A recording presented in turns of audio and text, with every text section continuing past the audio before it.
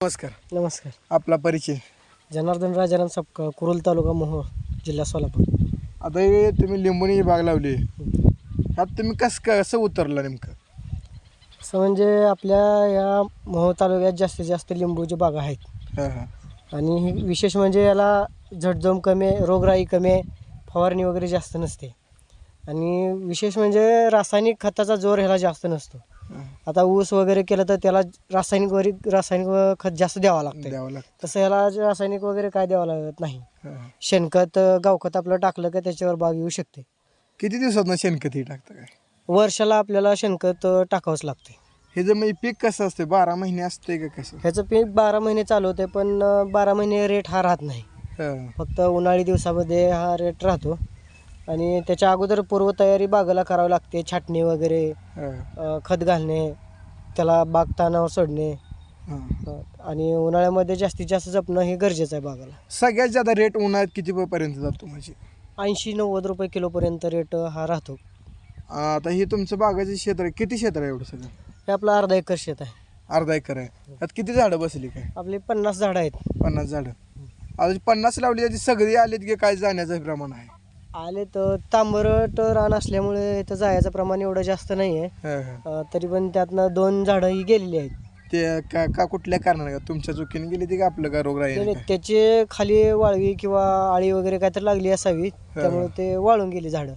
त्यानंतर आम्ही लगेच ती नवीन रोपं आणून तिथं चिटकावलेली आहेत. लावली ती अजून? आता तुम्ही ही लावताना झाडं कुठली स्टेज होती, म्हणजे किती दिवसाची, काय लहान किती होती का? आपली ही लावताना झाडं एक 3 ते 4 फुटाचं झाड होतं. त्यानंतर ह्याला साधारणतः आता 4 वर्ष पूर्ण झाले. 4 वर्ष पूर्ण झाली. 4थ्या वर्षी याला फळ चालू झालेलं आहे. आणि ह्या वर्षी 100 किलोपर्यंत लिंबू मी काढलेले आहेत. ते सुरुवातीला तुम्ही झाड आणलं ते काय रुपये होतं, काय प्राईस होती त्याची? आपल्याला ते झाड 150 रुपये प्रमाणे भेटलं होतं. 150 रुपये. झाड असतानाच थोडं मोठं होतं, जास्त लहान पण लावलेलं नव्हतं, त्यामुळे त्याची किंमत पण जास्त होती. ह्याची जात वगैरे काय असते ते ह्याच्यात? 2 प्रकारचे असतात जात्याचे, बालाजी आणि साई सरबती, ह्या 2 जाती असतात. हे आपलं साई सरबती आहे. साई सरबती. तुम्ही याला रासायनिक हे खत काय टाकतं ना? रासायनिक आतापर्यंत काही वापरलेलं नाही आहे. गावखतासाठी लिंबोळी पेंड म्हणून मिळते. लिंबोळी पेंड आणि लेंडी खत. जास्त प्रमाणात लेंडी खत वापरलं तर चांगली गोष्ट आहे. जर लेंडी खत नसेल तर शेणखत वापरू शकतो, पण लेंडी खताचा जास्तीत जास्त मान पडतो. आतापर्यंत लावल्यापासून तुम्हाला खर्च किती आला साधारणतः?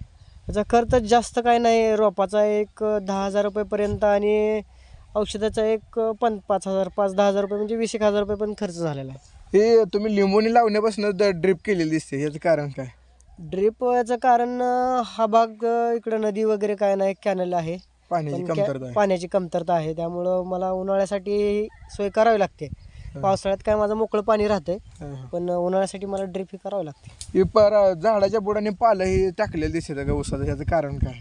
उन्हाळ्यामध्ये बोरची सिस्टीम आहे माझ्याकडं, विहिरीचं साधन नाही आहे मला आहे, पण ते पाणी जास्त नसल्यामुळं मला बोरच्या ह्यानं वापरावं लागतं. ते पाणी कमी पडतं. जर आपण त्याच्या बुडात पाला हातरला तर त्याची वल जास्त वेळ धरून राहते. आहे असं. आता हे तर बोरचं पाणी चांगलं का हिरेचं चांगलं ह्याला देण्यासाठी?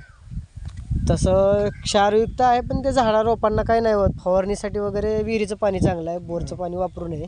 त्यात क्षार असतात, पण पाणी खाली देण्यासाठी काय बोरचं असो किंवा विहिरीचं, दोन्ही चांगलं आहे. आता हे तुम्ही राबणूक ही स्वतः करता का गडानकुंड हे काय असेल? नाही, घरच्या घरी करतो. घरच्या घरी. आता तुम्ही मधनं वांग्याचं रोप ही लावले, याचं कारण काय मध्ये असं चालतं का? कारण आंतरपीक. आता जास्तीत जास्त 4 वर्ष कालावधी लागतो याला येण्यासाठी. 4 ते 5 वर्ष लागतो. मग 4 ते 5 वर्ष रान आपल्याला थोडंच आहे, मग त्यात गुंतून पडू नये किंवा आंतरपीक त्यात घेता पण येतं. त्यासाठी आपण हे आंतरपीक आतापर्यंत घेतलेलं आहे 4 वर्षापर्यंत. पण हे लास्ट पीक आहे. इथून पुढं मला याच्यामध्ये आंतरपीक घेता येणार नाही, कारण बाग वर्षभर मोठी होणार. त्यासाठी मला मेहनत पण त्याची, बाग वगैरे चाळणी वगैरे करावं लागणार आहे त्याची. त्यासाठी मला इथून पुढं आंतरपीक घेता येणार नाही. हे लास्ट पीक आहे. लास्ट पीक आहे. मी मार्केटला नेऊन विकता का व्यापारी येतं तिथं? आणि आता सध्या आपली बाग आत्ताच चालू झाली, त्यामुळं थोडा माल निघतो, त्यामुळं स्वतः मी घेऊन जातो. म्हणजे मोठे बागवाले आहेत ज्यांचे जवळजवळ 4 पोती 5 पोती जसं निघतं, ते व्यापारी स्वतः येऊन घेऊन जातात. काय जस्ट सध्याच्या काय रेट चालू आहे? आता सध्या 20 रुपये 15 रुपये 20 रुपये रेट चालू आहे, कारण आता मार्केट पूर्ण डाऊन झालेलं आहे. गेल्या महिन्यात होतं तरी पण 70-80 रुपये मार्केट होतं. आता उन्हाळ्यातच फक्त त्याला एक 4 महिने रेट गावतो, त्याच्यानंतर रेट नसतो लय. का असतो काय? नाही त्याच्यानंतर पावसाळ्यामध्ये एवढं कोण लिंबाला ही करत नाही, त्यामुळं पावसाळ्यामध्ये रेट एवढा जास्त नसतो. पण उन्हाळ्यात लिंबाचं जास्त प्रमाण घेतात ना माणसं, हा. त्यामुळं लिंबाला भाव हा उन्हाळ्यातच राहतो. आणि जेवढा ऊसाचा पैसा जेवढा या ह्याच्यामध्ये होतो तेवढाच लिंबाचा पैसा पण 4 महिन्यातच होऊन जातो.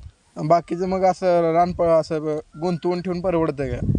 नाही गुंतवून ठेवून म्हणजे त्याचं उत्पन्न पण तेवढं निघतंच, त्यामुळं गुंतवल्याची आम्हाला काय एवढी ही वाटत नाही. कारण की इकडं पाणी कमी असल्यामुळे अडचणी हे आपलं चालतं ह्याच्यावर. हां, ड्रीपद्वारे आमचं चालून जाते, काय अडचण येणार नाही. आता क्षेत्र किती सगळं तुमचं टोटल? टोटल मला क्षेत्र 2 एकर आहे. 2 एकर आहे. आता लिंबाची बाग सोडून दुसरं काय वगैरे? दुसरं 1 एकर ऊस आहे आणि अर्धा एकर गुरांना वैरणीसाठी आपण ठेवलेलं आहे. गाई बी आहेत का? गाई पण आहेत ना, गाई 4 गाई आहेत. हा, हा. दूध किती काय वगैरे? दूध 4 गाईचं आपलं जात आहे, दोन्ही टायमाचं 35 लिटर दूध जाते. हा, हा. काय भाव आहे दुधाला? दुधाला आतापर्यंत 27 रुपये होता, पण ह्या मास्टरपासून 11 तारखेपासून 30 रुपये दर हा जाहीर केला, पण अजून काय आम्हाला दिलेलं नाही. आणि 5 रुपये अनुदान असं म्हणून टोटल 35 रुपये दर हा जाहीर केला आहे, पण अजून काय भेटलेलं नाही आम्हाला. अनुदान मिळेल का काय? अनुदानाचं गेल्या वेळेस तर भेटलं, म्हणजे ह्या वेळेस पण भेटणार, हा. तसं काय म्हणजे हे नाही. पण 30 रुपये दर हा देतो म्हणले, पण अजून काय ह्या मास्टरला समजेल की दिलाय की नाही अजून. जे अनुदान जे मिळण्यासाठी प्रोसेस आहे, काय काय प्रोसेस होती, काय कारण ते काय काय प्रोसेस असते की काय? अनुदानासाठी ती गायला आपण इथं येऊन बिले मारणे, टॅगिंग करणे, कोड काढणे, पुन्हा ते डॉक्टर येऊन आपले बघून जातात सगळं. हा, हा. त्यांचं डॉक्युमेंट दिले की चेअरमनपाशी डॉक्युमेंट दिले की आपलं डॉक्युमेंटद्वारे हे जमा होते, आपलं अनुदान जमा होते. ऊस 1 एकर आहे म्हणतात, लिंबुणी बाग 1 अर्धा एकर आहे. मग ह्या दोन्हीतलं परवडतंय कोणतं? आता सध्या बाग अजून चालू झाली नाही, तोपर्यंत ऊसाचं इन्कम चालूच आहे. हा. पण आता बाग चालू झाल्यानंतर जास्तीत जास्त ऊसापेक्षा बागाचं इन्कम जास्त होईल असं माझा अंदाज आहे. आता कारखान्याला ऊस जाऊन किती स्टेज म्हणजे किती महिने झाले त्याला? कारखान्याला ऊस जाऊन 6 महिने झाले ते. हा, हा. आता पण आपला ऊस यावर्षी जाण्याच्या ह्याच्यात आहे. अजून म्हणजे खोडवा आहे तुमचं? खोडवा आहे आपला ऊस. गेल्या वर्षी काय भाव मिळाला काय गेल्या वर्षी आपल्याला 2700 रुपये भाव मिळाला होता. 2700. आता काय मिळालं या वर्षी काय? यावर्षी दुष्काळ पडला होता गेल्या वर्षी, त्यावेळेस सगळ्या लोकांनी ऊसही मोडली होती. हा, हा. त्यामुळं आता ऊसाचं प्रमाण ही कमी आहे. हा, हा. त्यामुळं जास्तीत जास्त कारखान्यांना ऊसाला भाव द्यावा हीच इच्छा आहे. इच्छा आहे तुमची, सगळ्या शेतकरी बांधवांची? सगळ्या शेतकऱ्या बांधवांची हीच इच्छा आहे सध्या. ऊस जास्तीत जास्त आता ऊस पण गुरांना गाठल्यामुळं ऊसाचं प्रमाण अजून पण कमी झालेलं आहे. हा, हा. कारण वैरणीचं कमतरता असल्यामुळं शेतकऱ्यांनी सगळ्यांनी ऊस गुरांनाच विकलेले आहे वैरणीसाठी. हा, हा. त्यामुळं कारखान्याला पण एवढा ऊस जास्त भेटणार नाही, त्यामुळं ऊसाची कमतरता बघून कारखान्यानं हा दर हा वाढवलेला पाहिजे. ह्या भागात आता पाणी कमी असल्यामुळे सगळ्यात जास्त शेती म्हणजे कुठल्या शेतीत काय पिकतं ज्यादा? सध्या आता ह्या वर्षी पाऊस काळ लवकर झाला आहे, हा. त्यामुळं आता सगळ्यांनी मका, उडीद, तूर, सोयाबीन याचं प्रमाण जास्त केलेलं आहे. आणि ऊसाची लागवड म्हणलं तर अजून 1-2 महिन्याचा अवकाश आहे, त्यामुळं इथून पुढं ऊसाची लागवड ही चालूच होते. हा. पण हा ऊस आता पुढल्या वर्षी येणार, ह्या वर्षी तर येणार नाही आता लागवड केली हा. तर. कारण ह्या वर्षी लागवड केल्यावर प्रमाण पुढल्या वर्षी जाणार, त्यामुळं ह्या वर्षी ऊसाचं प्रमाण ही कमीच राहणार आहे. हा. तुम्ही जी आम्हाला माहिती दिली त्याबद्दल तुमचं धन्यवाद. असेच नवनवीन व्हिडिओ पाहण्यासाठी आपल्या संवाददृष्टी चॅनलला सबस्क्राईब करा. धन्यवाद.